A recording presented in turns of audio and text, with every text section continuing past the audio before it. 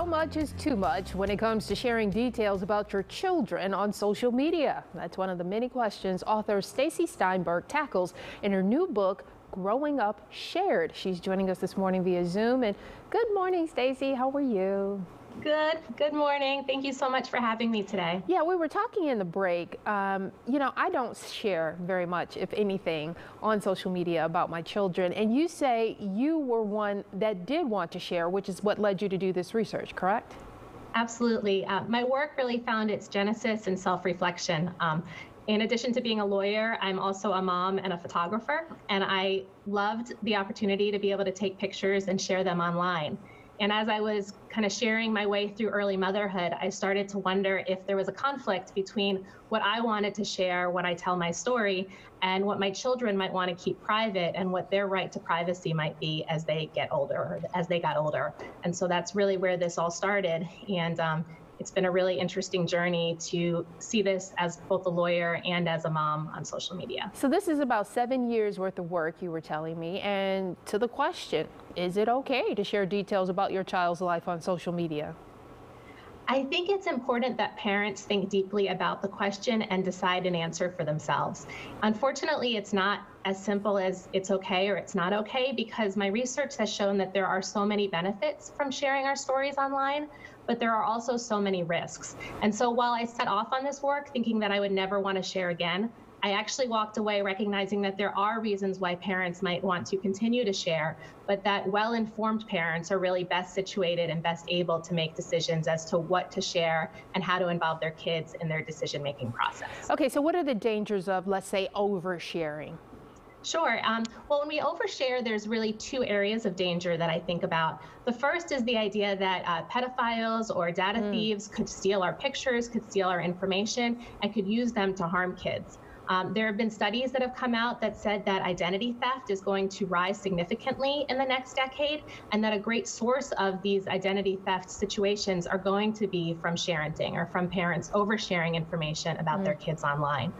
The other area of concern is childhood well-being. How will your child feel now if they knew you were sharing this information?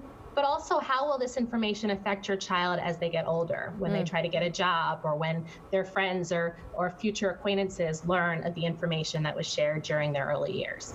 But you say there are some benefits, though. So what could be a benefit to sharing, your child's life or, milestones as they grow up?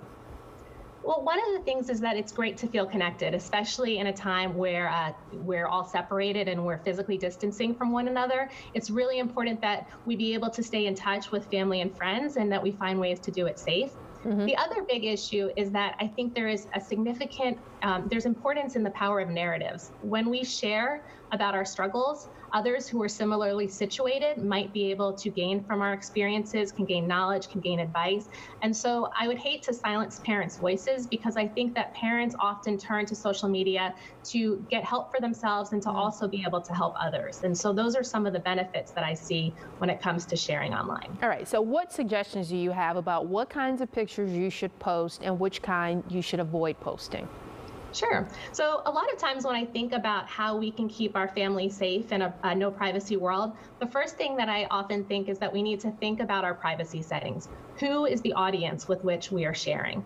We can look to make sure that we're not sharing anything that might endanger our child, as far as very specific details about them. Their full names and their dates of birth would be things to avoid sharing. We also want to make sure that we give kids, especially older kids, veto power, the ability to say, hey, I don't want you to share that, mom or dad, because really we need to teach our own kids how they can exercise restraint when posting pictures of other people one day as they get older. The thing I always wonder is, are you opening yourself up to be judged by other people? Because we know that people like to get behind that computer or on that little keyboard and start typing all kinds of things that they would never say to your face, Absolutely. People love to judge, and parenting is one area that everyone has an opinion about. It's important that we take a pause. Pause before posting is always good. The excitement of the moment might not necessarily be worth engaging in when it comes to social media.